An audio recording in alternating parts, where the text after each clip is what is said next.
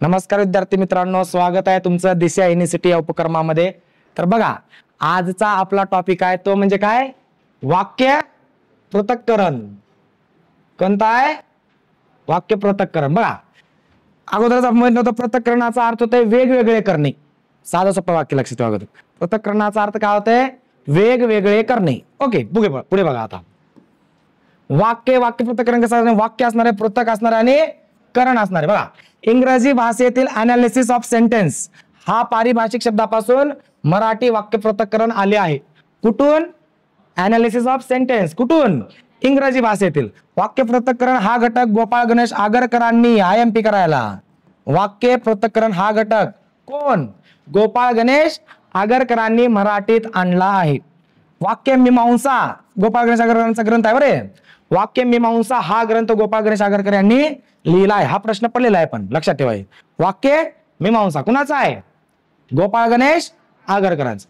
व्याख्या काय बघा आता, वाक्यातील भिन्न भिन्न घटक निरनिराळे मोडून, वाक्यातील भिन्न भिन्न घटक निरनिराळे मोडून त्याच्या परस्पर संबंध स्पष्ट करून सांगण्याची पद्धत म्हणजे काय? वाक्य पृथक्करण। मराठीत वाक्य परिच्छेद, वाक्य विग्रह किंवा वाक्य विश्लेषण। वाक्य पृथक्करणाचे किती भाग आहेत? 2 भाग आहेत। कोणकोणते? एक उद्देश विभाग आणि दुसरं विधेय विभाग। उद्देश म्हणजे त्याच्यामध्ये काय असतं? कर्ता आणि उद्देश विस्तार, बरोबर। नंतरच्या मध्ये विधेय विस्तार, कर्मपूरक, कर्म विस्तार, विधानपूरक आणि आधारपूरक। ओके, बघा आता उद्देश विभाग काय? वाक्यातील कर्ता अगोदर समजून घ्यायचे आहे। वाक्यातील कर्ता व कर्त्याशी संबंधित असणारे शब्द कोण म्हणत आहे? वाक्यातील कर्ता व कर्त्याशी संबंधित असणारे शब्द याचा या विभागामध्ये काय होतो? समावेश होतो। कोणत्या विभागामध्ये? उद्देश विभागामध्ये। उद्देश म्हणजे कर्ता व उद्देशाविषयी विशेष माहिती सांगणे म्हणजे उद्देशांग। उद्देश म्हणजे काय? मग कर्ता तुम्हाला माहितच आहे। ओके, आता उद्देश विभाग बघा, उद्देश कर्ता आणि उद्देश विस्तार। उद्देश, वाक्यातील कर्त्याला उद्देश असे म्हणतात। याला लक्षात ठेवलं तरी एका नाही, प्रत्येक प्रश्न कळतो। वाक्यातील कर्त्याला काय म्हणतात? उद्देश असे म्हणतात। क्रियापदाने सांगितलेल्या क्रियाला प्रत्यक्ष किंवा अप्रत्यक्ष, क्रियापदाने सांगितलेल्या क्रियेला प्रत्यक्ष किंवा अप्रत्यक्ष जबाबदार असणाऱ्या नामपद बंधास उद्देश किंवा मूळ उद्देश असं म्हणतात। आणि उद्देशालाच काय म्हटलं जातं? कर्ता असं म्हटलं जातं। क्रियापदाने सांगितलेली क्रिया जो कोणी करतो, बरोबर। क्रियापदाने म्हणजे क्रिया करणारा कोण आहे? कर्ता आहे। कर्ताच म्हणजे काय? उद्देश, बरोबर। बघा, क्रियापदाने सांगितलेली क्रिया जो कोणी करतो त्यास काय म्हटलं जातं? कर्ता। गोपाळ कैऱ्या पाडतो, इथं कर्ता कोणता आहे? गोपाळ। श्यामला संगीत साधना कळते। कर्ण हा आपल्या संस्कृतीत दातृत्वाचं प्रतीक आहे। कोळ्याच्या जाळ्यात मासे आले, कोळ्याच्या जाळ्यात मासे आले। अर्जुनाला पाण्यात काय दिसला? मासा दिसला। शीतलला शालू, शालू म्हणजे लेडीजचं नाव नाही आहे, शालू म्हणजे साडीचं नाव आहे। शोभते। वीणा सुरेल गाते। भारताचे श्रेष्ठ गायक कोण? भीमसेन जोशी। आता आपल्या पुढे राग दरबारी सादर करतील। भीमसेन जोशी सरांना भारतरत्न पण मिळालेला आहे। ओके, समजलं? उद्देश म्हणजे काय? कर्ता, क्रिया करणारा किंवा क्रियापदाने सांगितलेली जी गोष्ट असते तो कर्ता असतो, त्यालाच म्हणायचं उद्देश किंवा उद्देशलाच म्हणायचं कर्ता।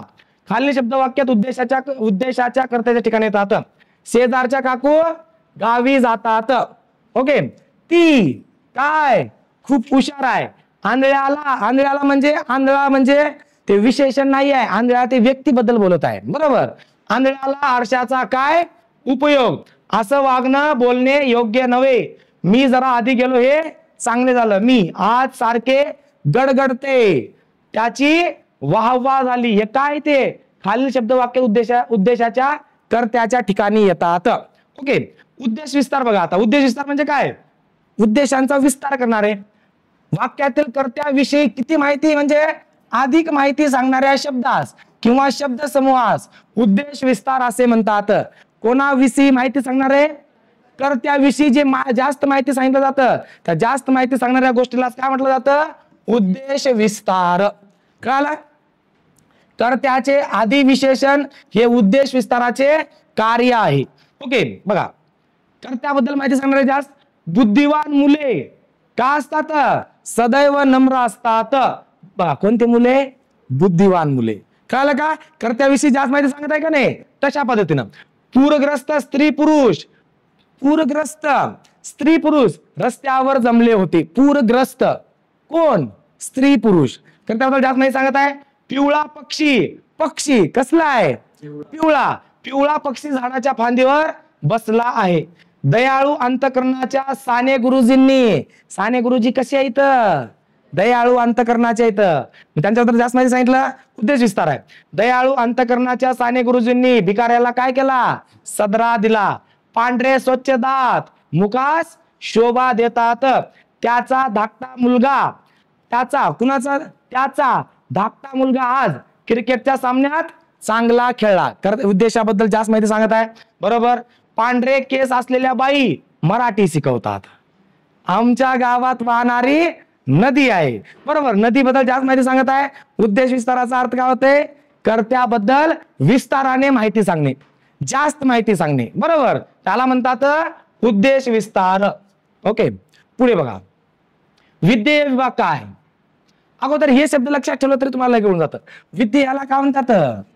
समजलं? आणि क्रियापद तुम्हाला माहितच आहे. क्रियापदाचे काय अर्थ आहे? क्रियापदाची व्याख्या काय?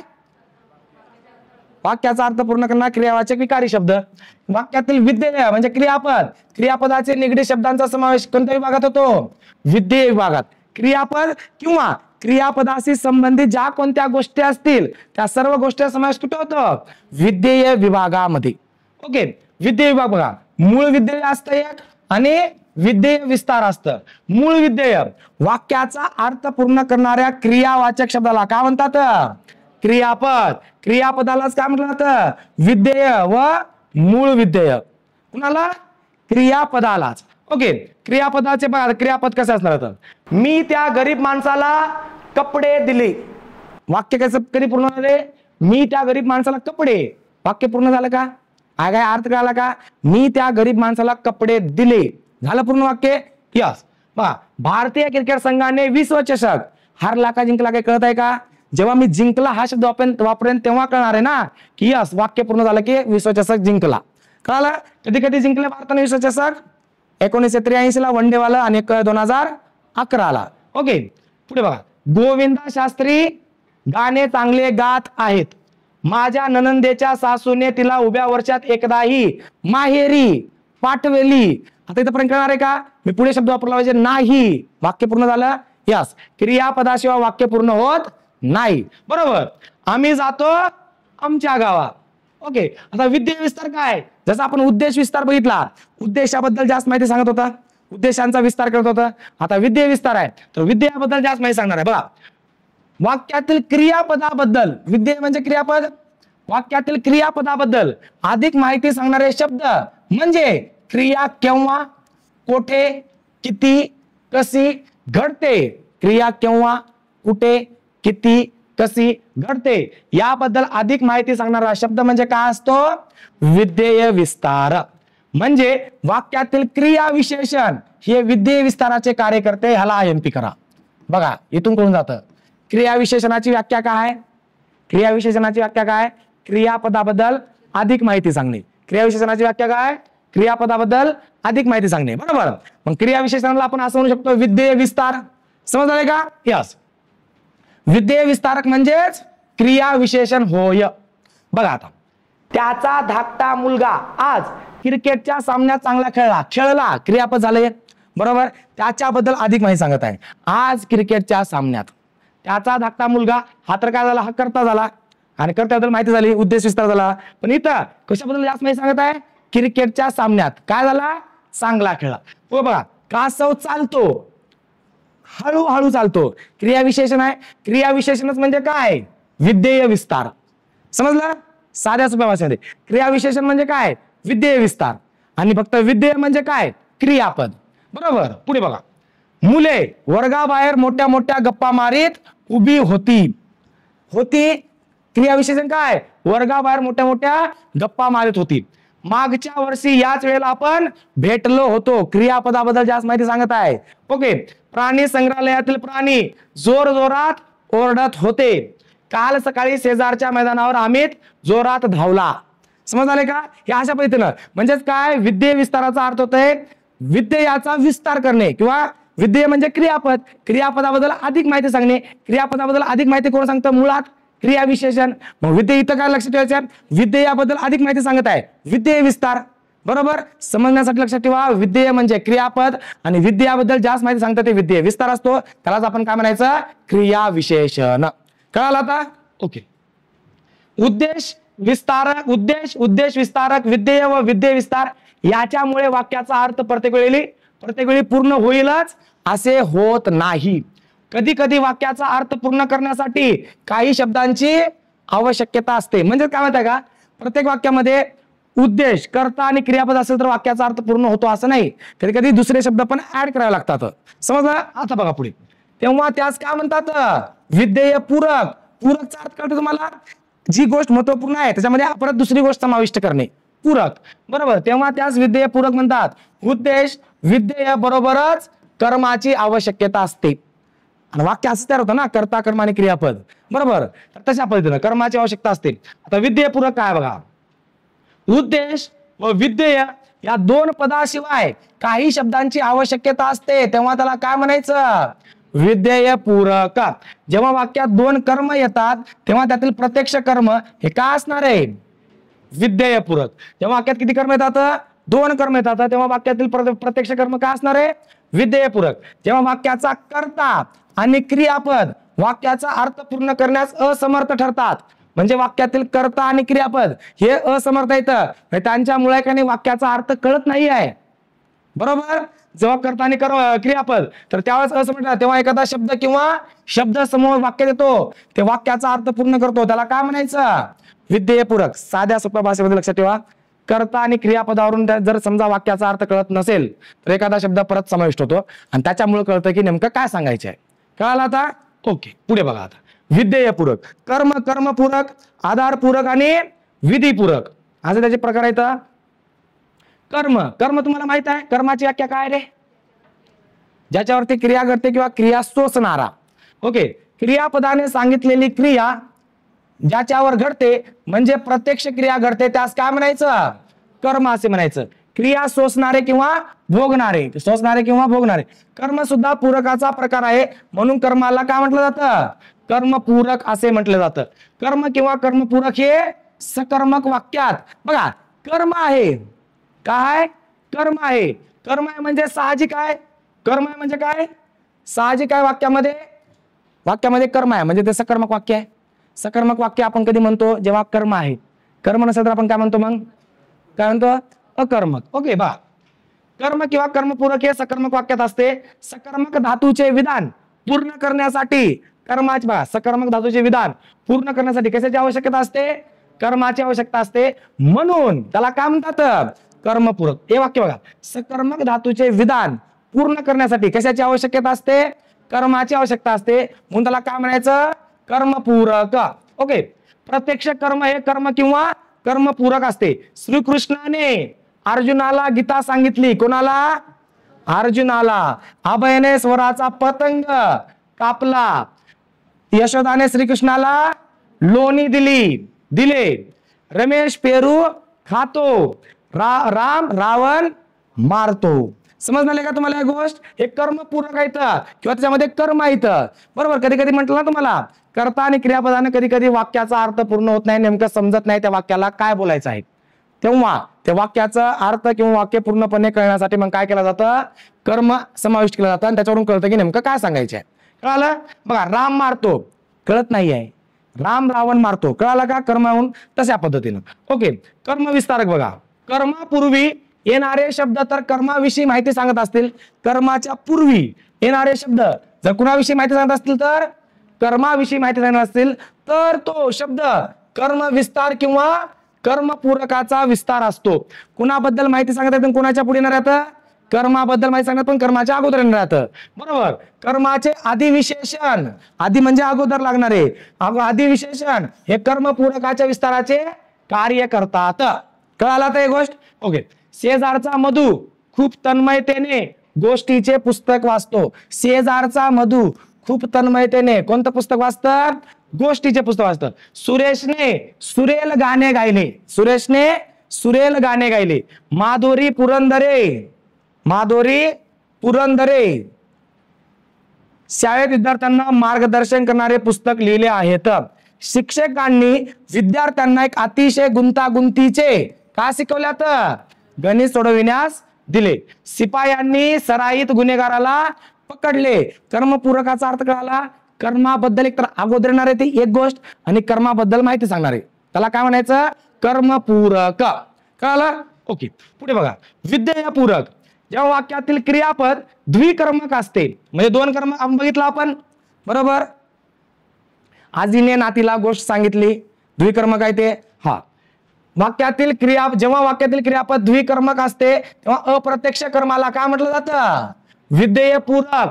कारण क्रियापदाची अधिक माहिती सांगण्याचे कार्य करते म्हणजेच विधेयाला पूरक असते म्हणून त्याला काय म्हणायचं? विधेयपूरक. वाक्य परत बघा. जेव्हा वाक्यातील क्रियापद द्विकर्मक असते तेव्हा अप्रत्यक्ष कर्माला विधेयपूरक असे म्हणतात. कारण क्रियापदाची अधिक माहिती सांगण्याचे कार्य करते. विधेयाला कुणाला पूरक असते? विधेयाला. विधेयाला काय म्हणायचं? क्रियापद. विधेयाला पूरक असते म्हणून काय म्हणायचं? विधेयपूरक. आजीने नातीला गोष्ट सांगितली. समजले का ही गोष्ट? ओके. बाबांनी आईला चावी दिली. दोन कर्म आहेत नाहीत. बाबांनी आईला चावी दिली. बरोबर. यशोदाने श्रीकृष्णाला लोणी दिले. रामने भिकाऱ्याला सदरा दिला. दोन कर्म होता इथं. ओके. आणि बघा कुठे पण ठिकाणी का नाही भेट देण्यासारखी, दान देण्यासारखी किंवा संप्रदानासारखी गोष्ट येत आहे. बघा. आजीने नातीला गोष्ट सांगितली. बाबाने आईला चावी दिली. यशोदाने श्रीकृष्णाला लोणी दिली. रामने भिकाऱ्याला सदरा दिला. श्रीकृष्णाने संदीपानींना गुरुदक्षिणा दिली. कैकेयीने रामाला वर दिला. समजले का? हे अशा पद्धतीने प्रत्यक्ष आणि अप्रत्यक्ष. ओके. आता आधारपूर्वक काय बघा. क्रियेला आधार देण्यासाठी, क्रियेला आधार देण्यासाठी जो शब्द येतो त्याला काय म्हणायचं? आधारपूर्वक. कुणाला आधार देण्यासाठी? क्रियेला. वाक्यातील स्थलवाचक क्रियाविषय, क्रियाविषय आपण प्रकार बघितला. बरोबर.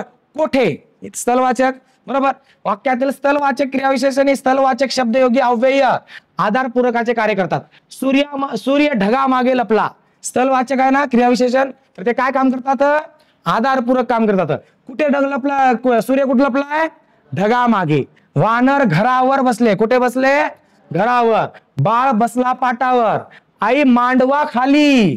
कुठे? मांडवा खाली फुले असते. म्हणजे स्थलवाचक जे क्रियाविशेषण असतात त्यालाच काय म्हणायचं? आधारपूरक. कळालं आता? ओके. वाघ झाडीमध्ये दडलाय. पुढे बघा. तेच उदाहरण आहे. विधीपूरक काय? विधीपूरक म्हणजे वाक्यातील कर्त्याचे काय होणार आहे? स्थित्यंतर किंवा विधी विशेषण दाखवणारा घटक असतो. विधीपूरकालाच विधीपूरक असेही म्हणतात. विधीपूरक किती प्रकारचं असतंय? एक असते अस्तित्ववाचक आणि एक असतंय स्थित्यंतरवाचक. बघा अस्तित्ववाचक कसं आहे? राम जानताय त्याचं अस्तित्व दर्शित होतो. ते वाक्य काय करतं? अस्तित्व दर्शित. राम कसा आहे? जानता आहे. बरोबर. गुरुजी रागावलेले दिसतात. त्यांचं अस्तित्व दर्शित आहे सध्याच्या स्थितीला. ती शिक्षिका आहे. कालिदास कवी होता. त्यांचं कोणतं अस्तित्व आहे ते दर्शवत आहे. त्याला काय म्हणायचं? अस्तित्ववाचक. ओके. आता बघा स्थित्यंतर. मी तुम्हाला काय म्हटलं? एका गोष्टीतून दुसऱ्या गोष्टीमध्ये जातात आहे. बरोबर. बघा आता शिवाजी महाराज छत्रपती झाले म्हणजे अगोदर महाराज शिवाजी महाराज, नंतर काय झाले ते छत्रपती आहे. स्थित्यंतर झालं का नाही? दुसऱ्या गोष्टीमध्ये तसा. वसंत ऋतू वृक्षांना पालवी फुटते. जया PSI झाली. कृष्णकांत PSI झाला. बरोबर. हा. तो नाटकात एकमभट्ट झाला होता. बरोबर. वाक्याचा कर्ता व कर्त्यानंतर येणारे नाम, वाक्याचा कर्ता व कर्त्यानंतर येणारे नाम दोघेही एकाच व्यक्ती किंवा वस्तूला दाखवित असतील तर कर्त्यानंतर येणारे नाम हे कशाचे काम करतात? विधीपूरकाचे. बघा हे वाक्य बघा. वाक्याचा कर्ता व कर्त्यानंतर येणारे नाम, वाक्याचा कर्ता आहे आणि कर्त्यानंतर येणारे नाम दोघी एकच व्यक्ती किंवा वस्तूला दाखवत असतील तर कर्त्यानंतर येणारे नाम हे कशाचं काम करतं? विधीपूरकाचं. कशाचं काम करतं ते? विधीपूरकाचं. बघा दोघांबद्दल म्हणजे काय इथं कंडिशन काय माहिती का? सोप्या भाषेमध्ये एकच कर्ता आहे आणि पुढचं सुद्धा नाव त्याच्याबद्दलच येणार आहे. तो उपजिल्हाधिकारी आहे त्याच्याबद्दल सांगत आहे ना ते, तो नंतर उपजिल्हाधिकारी आहे त्याच्याबद्दलच, तशा पद्धतीनं. तर त्याला काय म्हणायचं? विधीपूरकाचं. तो उपजिल्हाधिकारी आहे, ती मुलगी आहे, बरोबर. ह्याला काय म्हणतात? विधीपूरक. कर्त्याचे विधी विशेषण हे विधीपूरकाचे कार्य करतात. कर्त्याचे काय? विधी विशेषण हे कशाचे कार्य करतात? विधीपूरकाचे विधी विशेषण. ओके बघा वंदना काय? संदेश बुद्धिमान आहे. कर्त्यापूर्वी आलेले चतुर्थात नाम किंवा सर्वनाम हे विधीपूरकाचे काय करते? कार्य करते. राजाला मुकुट शोभतो. बघा हे वाक्य बघा, कर्त्यापूर्वी आलेले चतुर्थात नाम किंवा सर्वनाम हे विधीपूरकाचे कार्य करते. राजाला मुकुट शोभतो. कर्ता कोण याच्यामध्ये? राजाला का मुकुट? मुकुट. कोणता कर्ता याच्यामध्ये?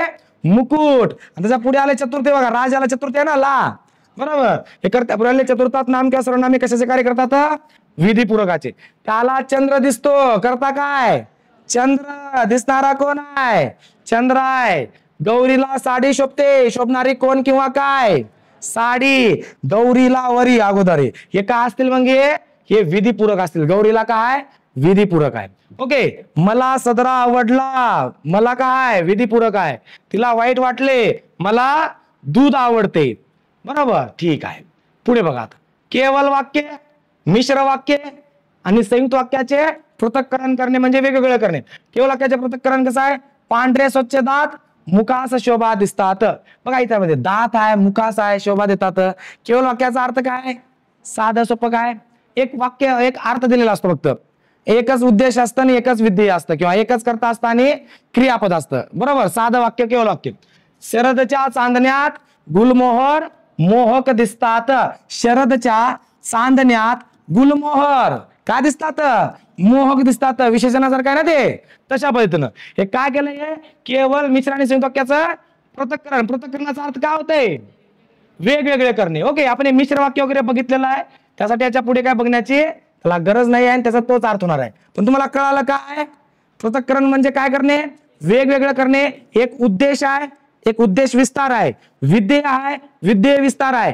कर्म आहे, कर्म विस्तार आहे, बरोबर. आणि त्यांचं वेगवेगळं पार्ट करणे किंवा त्याचं वेगवेगळं विभाजन करणे म्हणजेच वाक्याचं पृथक्करण करणे. समजलं ही गोष्ट? ओके धन्यवाद.